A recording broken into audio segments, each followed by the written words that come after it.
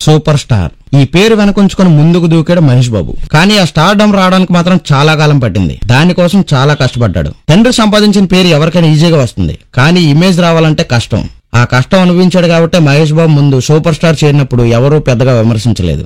ఇంకా చెప్పాలంటే కృష్ణ గారి తర్వాత ఆ టైటిల్ మహేష్ బాబుకే యాప్ట్ అని అందరూ అన్నారు. అది నిజమే అని ప్రతి సినిమాతో ప్రూవ్ చేసుకుంటూ ఈ రాజకుమారుడు దూసుకుపోతున్నాడు. సూపర్ స్టార్ కృష్ణ వారసుడిగా అన్నయ్య రమేష్ బాబు నటించిన నేడా సినిమాలో చైల్డ్ ఆర్టిస్ట్ గా సినిమాల్లోకి వచ్చాడు మహేష్ బాబు. ఆ తర్వాత పోరాటం, బజార్ రౌడీ, ముగ్గురు కొడుకులు, గూఢాచారి, 117, కొడుకు దిద్దిన కాపురం, బాలచంద్రుడు లాంటి సినిమాలు చేశాడు. అన్ని సినిమాల్లోనూ చాక్లెట్ బాయ్ లుక్స్ తో తండ్రికి తనయుడుగా చిచ్చరపిడిగా అనిపించుకున్నాడు. అయితే సినిమాల వల్ల మహేష్ చదువు పాడవుతుందని, చదువు పూర్తయ్యాక మళ్లీ సినిమాల్లోకి రావచ్చంటూ మహేష్ ను కొన్నాళ్ల పాటు సినిమాలకు దూరంగా ఉంచారు కృష్ణ.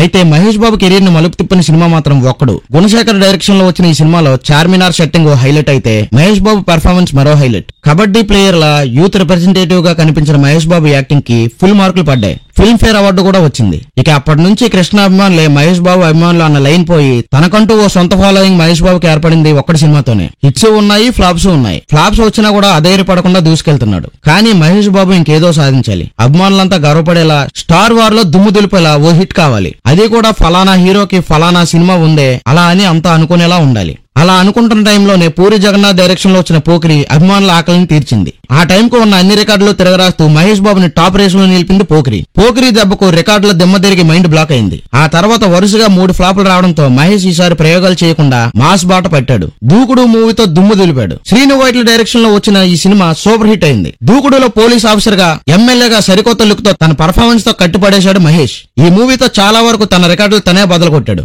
నిజం చెప్పాలంటే ముందు నుంచి మహేష్ బాబు హీరోయిజం నమ్ముకుంది తక్కువ. ఎందుకంటే స్టోరీనే ఎక్కువ నమ్ముకున్నాడు. సినిమా అంతా తన చుట్టూ తిరగాలనే ఎప్పుడు అనుకోలేదు. తన కెరీర్ స్టార్టింగ్ డేస్ లో అలా చేసినా ఆ తర్వాత ప్రతి విజయంలో కథకే ఇంపార్టెన్స్ ఇవ్వడం పెంచాడు. అందుకే వెంకటేష్ తో కలిసి multi starrer movie సీతం Vakitlo Sirimalle చెట్టు చేశాడు. టాలీవుడ్ లో 20 ఏళ్ల తర్వాత వచ్చిన biggest multi starrer cinema సీతం Vakitlo Sirimalle చెట్టు. ఇలాంటి ట్రెండ్ సెట్టింగ్ మల్టీ స్టారర్ తో ఆ రోజుల్లో కృష్ణ గారు చేసిన మల్టీ స్టారర్స్ ను నాటి తరం ప్రేక్షకులకు మరోసారి గుర్తు వచ్చేలా చేశాడు మహేష్ బాబు. ఇక ఆ తర్వాత 2 ఫ్లాపులు రావడంతో నెక్స్ట్ ప్రాజెక్ట్ పై ప్రత్యేక శ్రద్ధ తీసుకున్నాడు మహేష్ బాబు. ఇలా 1-2 సార్లు ఆలోచించి షూటింగ్స్ ని పోస్ట్ పోన్ చేయడంలో మహేష్ బాబు భయపడుతున్నారన్న టాక్ వచ్చింది. కానీ ఎవరేమన్నా పట్టించుకోలేదు. ఖచ్చితంగా హిట్ కొట్టి తీరాలని డిసైడ్ అయ్యాడు. కొరటాల శివ డైరెక్షన్ లో శ్రీమంతుల్లో వచ్చి సూపర్ హిట్ కొట్టాడు. 150 కోట్లకు పైగా కలెక్షన్స్ తో టాలీవుడ్ లో 100 కోట్ల క్లబ్ లో చేరిన 2 హీరోగా రికార్డు క్రియేట్ చేశాడు మహేష్. ఆ వెంటనే భరత్ అనే నేను, మహర్షితో 2 భారీ హిట్లు ఇచ్చిన మహేష్ తర్వాత అనిల్ రావిపూడి డైరెక్షన్ లో వచ్చిన సరిలేరు నీకెవరు చిత్రంతో హ్యాట్రిక్ విజయాన్ని సొంతం చేసుకున్నాడు. ఆర్మీ ఆఫీసర్ గా ఈ చిత్రంలో నటించిన Mahesh acting, looks, dialogues, action episodes, కామెడీతో పాటు డాన్స్ లో కూడా జోష్ చూపించి అభిమానులే కాదు అందరినీ మెస్మరైజ్ చేశాడు. 2020 సంక్రాంతికి రిలీజ్ అయిన ఈ మూవీకి పోటీగా అలా వైకుంఠపురంలో అనే సినిమా కూడా ఉన్నప్పటికీ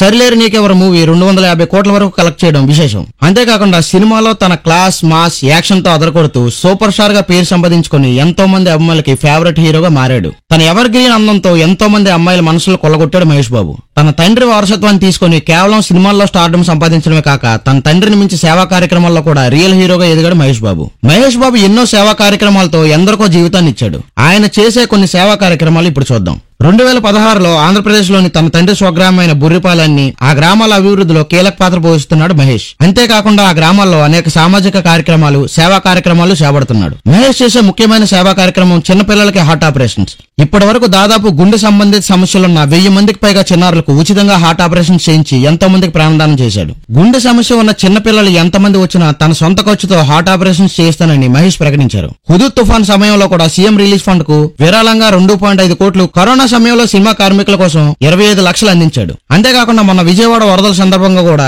2 కోట్ల రూపాయల విరాళం అందించాడు. తాను దత్తత తీసుకున్న బుర్రిపాలెం గ్రామంలోని ప్రజలకు తండ్రి కృష్ణ పుట్టినరోజు సందర్భంగా ఫ్రీ వ్యాక్సిన్ డ్రైవ్ నిర్వహించి గొప్ప మనసు చాటుకున్నారు. ఇలా స్పెషల్ డేస్ లో ఏదో ఒక సేవా కార్యక్రమం నిర్వహించారు మహేష్. అంతేకాదు తన దగ్గర పనిచేసే వాళ్ళ పిల్లల చదువులకు కూడా మహేష్ అవసరమైన సహాయాన్ని చేశాడు. ఈ విషయాన్ని స్వయంగా మహేష్ దగ్గర పనిచేస్తున్న వారే చెప్పారు. ఇలా ఎంతో మందికి ఎన్నో రకాలుగా మహేష్ సాయపడుతూ ఎంతో మంది ప్రాణాలను కాపాడుతూ సినిమాల్లోనే కాక రియల్ లైఫ్ లో కూడా రియల్ హీరో అనిపించుకుంటున్నారు మహేష్. సో ఈ వీడియో నచ్చితే లైక్ చేసి మహేష్ బాబు గురించి మీ అభిప్రాయాన్ని కామెంట్ లో తెలియజేయండి. అలాగే నా ఛానల్ కూడా సబ్స్క్రైబ్ చేసుకోండి.